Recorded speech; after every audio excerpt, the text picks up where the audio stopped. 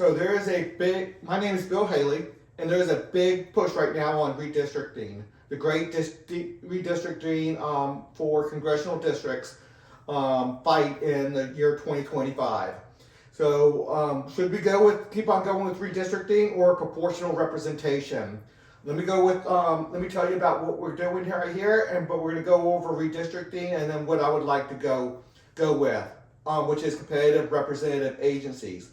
But first we have to understand redistricting and why there is a problem with that. So we're going to discuss the problems with that. Okay, right here you're going to see all the bullet points. I'm going to put these up at the end and show each one of these a little bit more clear. Okay, redistricting and proportional representation. Okay, let's say that we have a congressional districts in one of the states that have 10 congressional districts. I'm going to say 10 million people for right now. We'll get that in a second. Okay, let's say we have a state where you have 60% Republicans, 40% Democrat. Republicans are drawn to districts. So what we could do is could result, depending on who draws the districts, we could have all 10 Republican down and 0 Democrat, all the way to 4 Republicans and 6 Democrats. So just with a state that normally goes 60-40 Republican over Democrat, you can have a tremendous difference on congressional delegations just by how you draw the lines. Let's discuss how we draw those lines. A state is not uniform 60-40. In this state, we're talking about 60% Republican, 40% Democrat. Some areas are 90-10 or maybe 80-20. So, but you're not going to be able to draw, but all the areas are not 60-40 uniform. So if you snake districts just right, it would be easy for the Republicans to draw the districts to make all districts roughly 60-40 and win every seat. You have an easy 20% margin. So you would end up with 10 Republicans and 0 Democrats, when in reality the state is 60-40, and maybe the best way it should be representative is 6 Republicans and 4 Democrats. So, but let's look at the math on this. If Democrats are allowed to draw the districts, they could create 4 districts that are 80% Republican, and then dilute the Republican strength in the rest of the state, ending up with 4 Republicans and 6 Democrats, even though Republicans are 60-40. So that's if Democrats are allowed to draw the lines. So let's just say we have 10 million people, just make those numbers easy to go by, 10 districts, 6 million Republicans and 4 million Democrats. The the 4 districts at 80% to 20%, so you're really packing a lot of Republicans into 4 districts. So they're going to be easy ones to win that race. There's no way a Democrat's going to win when you have a normal 80% to 20% split. But that leaves 2.5 million Republicans and 3.2 million Democrats in each of the last 6 districts if they draw it right, which is an easy 46 to 53 margin for Democrats. So Democrats are going to be able to win 6 seats. Republicans win 4, Democrats win 6. So that's if Democrats really group a lot of Republicans together and then dilute their power in the last 6 districts. But let's go this way. Let's go where it's almost even. At 5.1 million Republicans, 4.9 million Democrats, it's a hit or miss who's going to win the governorship, statewide elections, or the president for that state. But if one of the let's say let's say the Republicans are doing this, drawing this map, and it could be even. It should go with maybe 5-5 or 6-4 Republicans and Democrats. But what if Republicans drew 2 districts at 80% Democrat? That leaves 4.7 million Republicans and 3.3 million Democrats, or 8 safe Republican districts at 59-41. So they have an 18-point spread right there, where Republicans easily win 8 seats, Democrats easily win 2 seats, and that's just going to be the way it is. until the next lines are drawn. Even if you get pretty decent movement on Democrats gaining that popularity or Republicans gaining popularity, that's just the way it's going to be because they drew that lines there. So you got 8-2 split, even though it's almost a 50-50 state right there. Let's go with another example. Now let's go to a state government, 100 districts in the state legislative branch, probably the lower seat there, being 100 districts. So let's say you got 6 million Republicans and 4 million Democrats, so it's a 60-40 split there.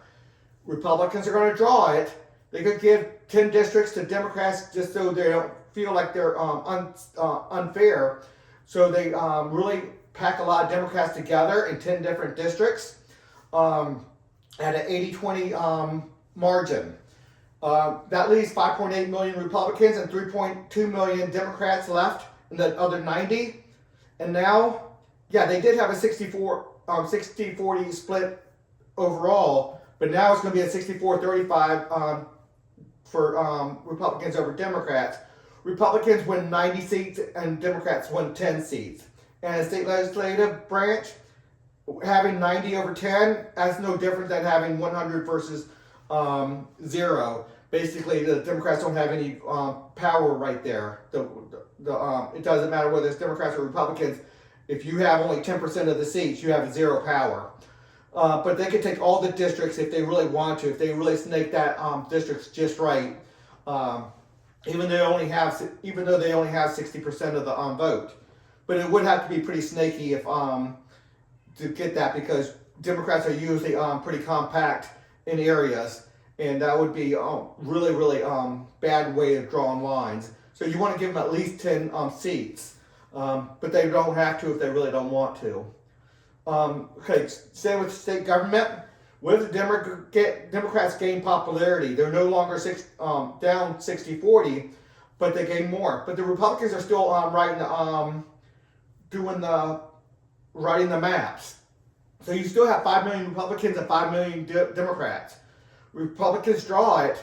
Now they give Democrats a little bit more, 20 districts at 80% Democrats, because they take those inner city high concentration of Democrats where they really have that 80-20 or sometimes 90-10 popularity for Democrats, and that leaves the rest of the state with 4.6 million Republicans to 3.4 million Democrats, or a really safe 57-42. That's like a 15-point margin right there.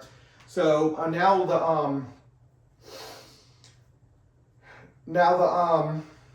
that's going to be. I think I did something wrong right here. This 55 right there should be a 90.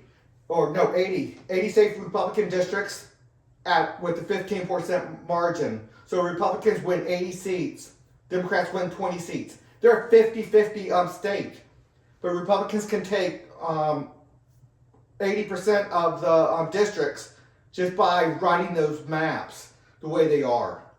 Now let's say the Republicans still stayed in power because they had that 80-20, but the Democrats gained even more popularity. Now they're up to 60-40. Before it was Republicans 60-40.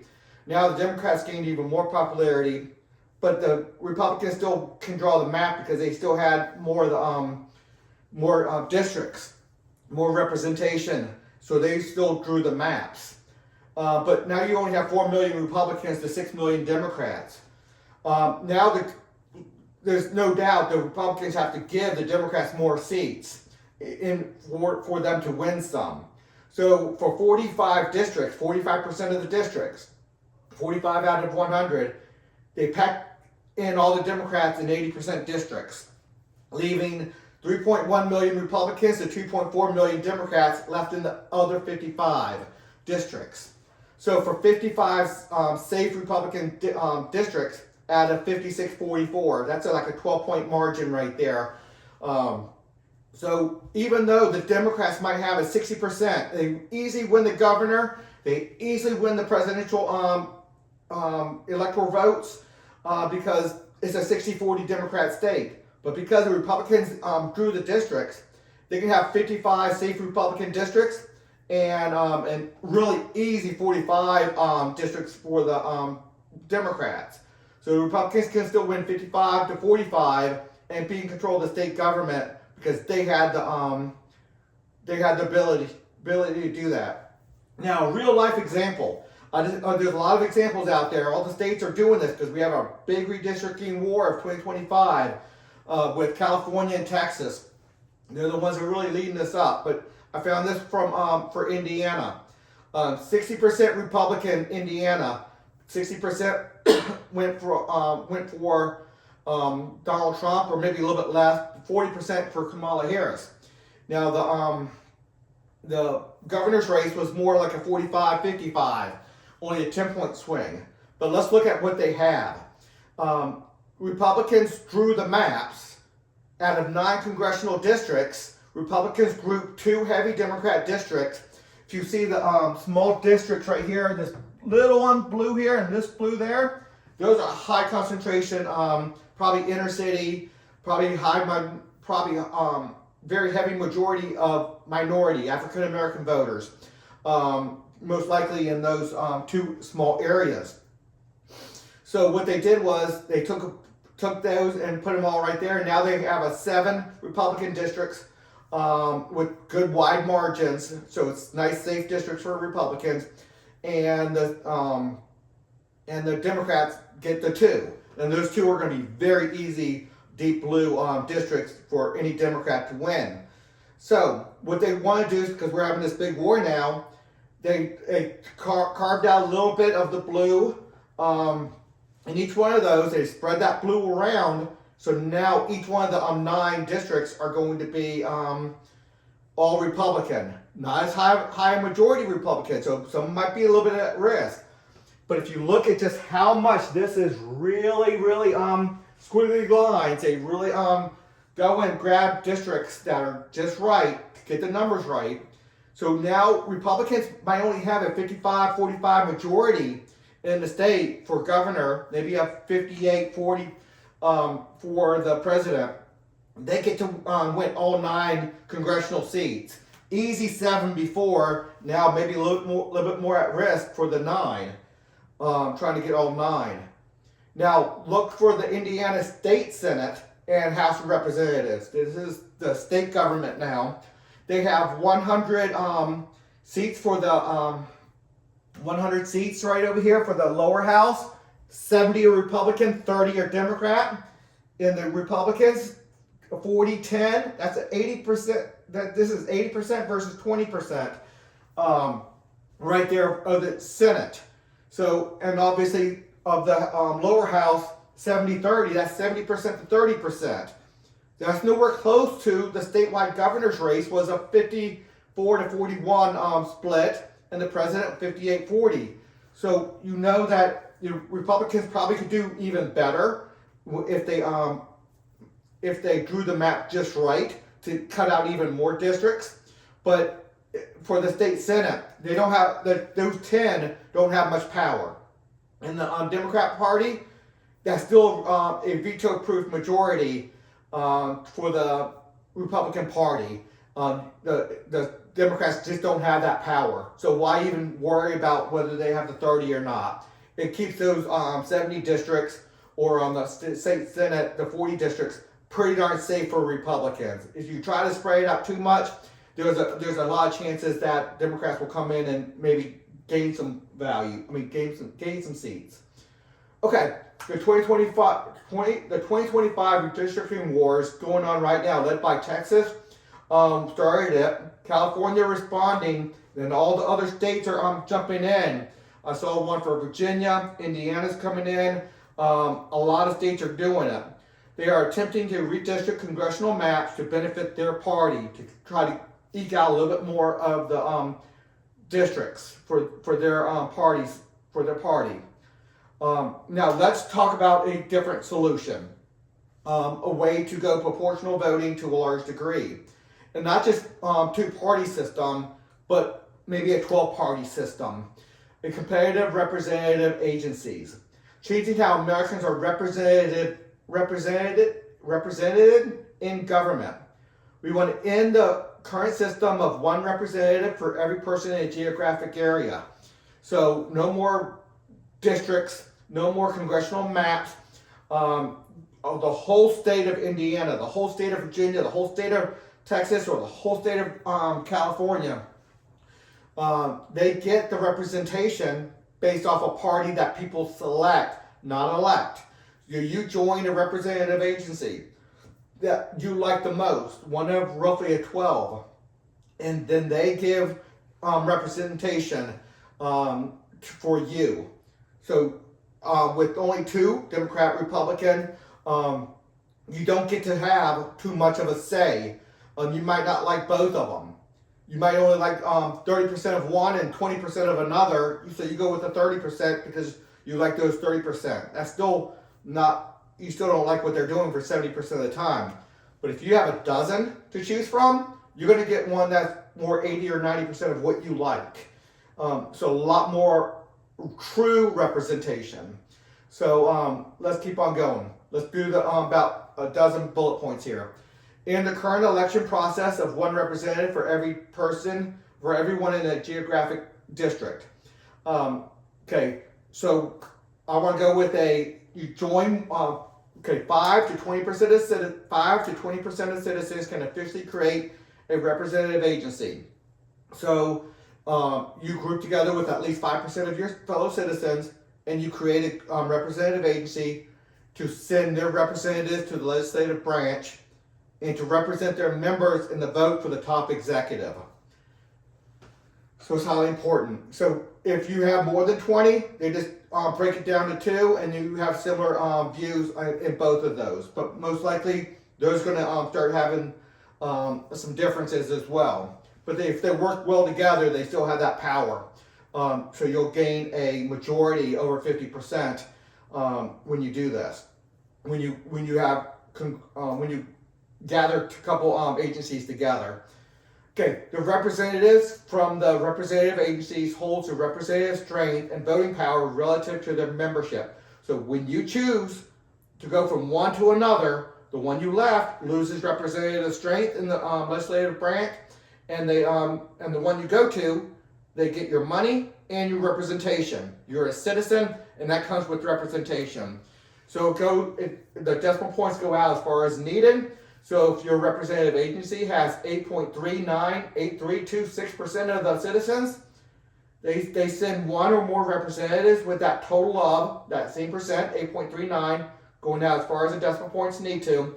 They send that to the voting, they send their representatives with that voting power to the legislative branch. So not all representatives in that legislative body is going to have the same voting strength. Each one's going to come with who they represent, how many people they represent, that voting strength. So you might have one representative having 17% of the vote or voting strength, and one with 6%. Or if somebody with 15% sends up 3, they all have 5%. But your representative agency gets to decide that. You might just want one having all that power, or 3 just so they can divide and conquer there. So they can really concentrate on different areas of governance. Representative agencies can start taking over government responsibilities. So what I'm talking about is your representative agencies starts hiring staff for the different departments. So when you go to the DMV, you can go to the DMV staff that is part of your representative agencies, that they hire those people. So they can man different branches or whatever. So they can give you different services, that you compete with services.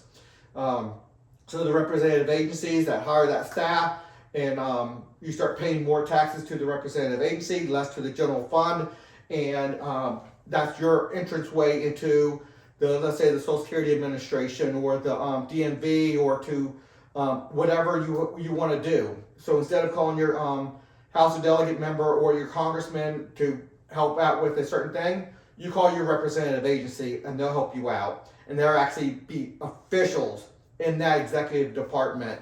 And they can take over things such as identification, police oversight, criminal records, medical records, financial records, fees and taxes, citizenship, ownership, as well as others. So as they start taking over some of the actual governance or their entrance into the governments by them going. You see them as your first contact in the executive department.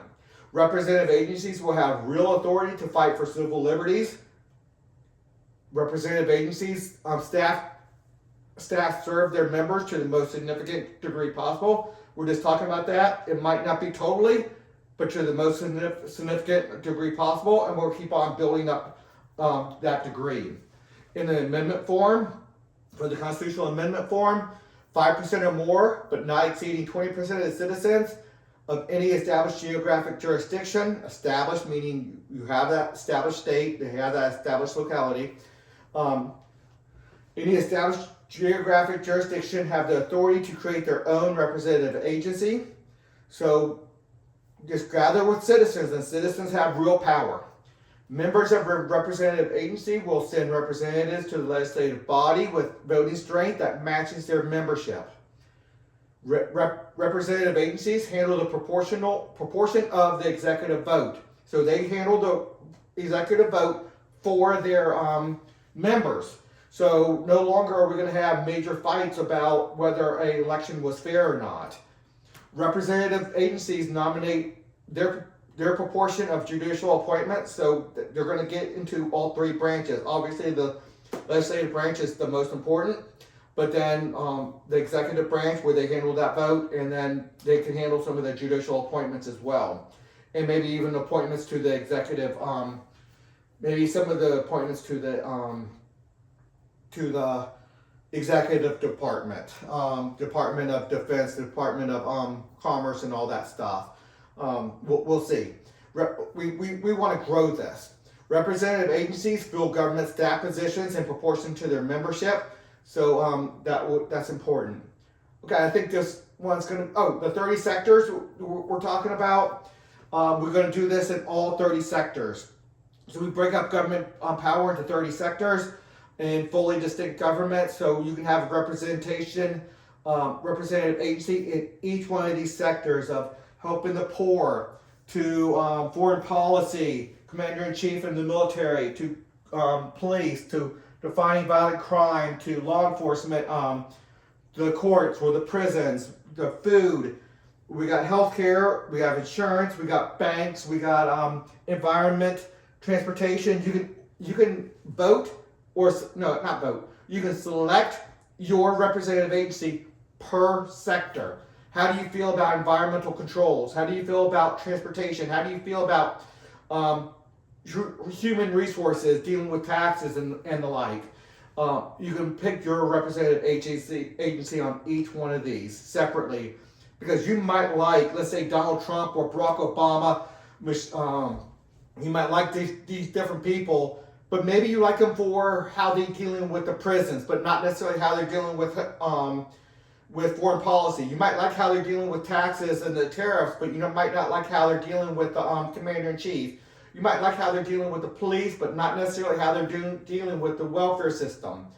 So you get to pick a representative agency per. So you don't have to just say, I'm going to bite my tongue on, I like what they're doing here, but I'll bite my tongue on another aspect of government that I don't like what they're doing.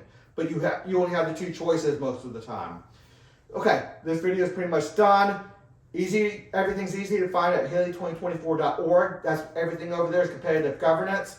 Please consider a donation, and until the next video.